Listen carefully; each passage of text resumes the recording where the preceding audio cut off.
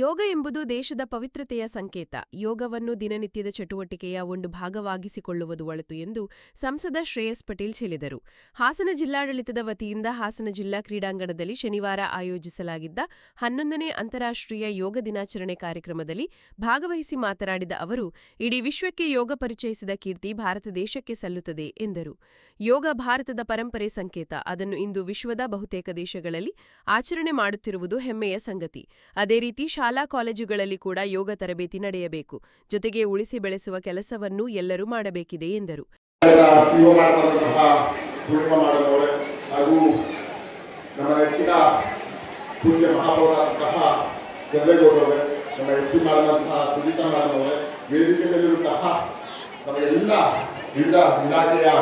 ನೌಕರರಿಗೆ ಹಾಗೂ ವೇದಿಕೆ ಮುಂಭಾಗದಂತಹ ಹಾಸನ ನಗರದ ಸಾರ್ವಜನಿಕರಿಗೆ ಹಾಗೂ ಯೋಗಾಭಿಮಾನಿಗಳಿಗೆ ನನ್ನ ಹೃದಯಪೂರ್ವಕ ನಮಸ್ಕಾರಗಳನ್ನು ಕೊಡ್ತಾ, ಇವತ್ತು ಒಂದು ಪವಿತ್ರವಾದಂತಹ ದಿನ.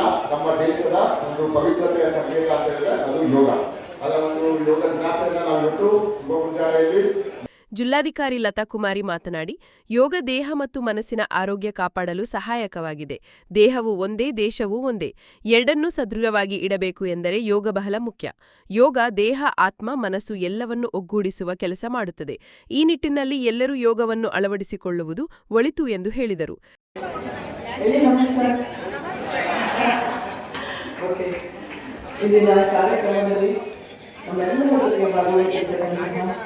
ನಮ್ಮ ಹಾಸನ ಜಿಲ್ಲೆಯ ಯುವ ಸಂಸದರಾದ ಸನ್ಮಾನ್ಯ ಶ್ರೇಯಸ್ ಎಂ ಪಾಟೀಲ್ ಸರ್ ಅವರೇ ಹಾಗೂ ನಮ್ಮ ಹಾಸನ ನಗರದ ಮೇಯರಾದ ಚಂದ್ರೇಗೌಡ ಅವರೇ ಹಾಗೂ ಇಲ್ಲಿ ನಿಂತಿರ್ತಕ್ಕಂತಹ ವೇದಿಕೆಯ ಮೇಲೆ, ವೇದಿಕೆಯ ಕೆಳಗೆ ಎಲ್ಲ ಸಮಸ್ತ ಗಣ್ಯರು, ಮೊದಲನೇದಾಗಿ ಸರ್ಕಾರಿ ನೌಕರರ ಸಂಘದ ಅಧ್ಯಕ್ಷ ಕೃಷ್ಣೇಗೌಡ ಮಾತನಾಡಿ, ಯೋಗ ದೇಹದ ಹಾಗೂ ಮಾನಸಿಕ ಅಭಿವೃದ್ಧಿಗೆ ಪೂರಕವಾಗಿದೆ. ಹಿಂದಿನ ಕಾಲದಲ್ಲಿ ಋಷಿಮುನಿಗಳು ಇದರ ಮರ್ಮ ಅರಿತು ಅದನ್ನು ಅಳವಡಿಸಿಕೊಂಡಿದ್ದರು. ಈಗ ಇದು ವಿಶ್ವಾದ್ಯಂತ ಪಸರಿಸಿದೆ. ಮುಂದಿನ ದಿನಗಳಲ್ಲಿ ಯೋಗಕ್ಕೆ ಇನ್ನಷ್ಟು ಹೆಚ್ಚಿನ ಒತ್ತು ನೀಡಬೇಕು ಎಂದರು.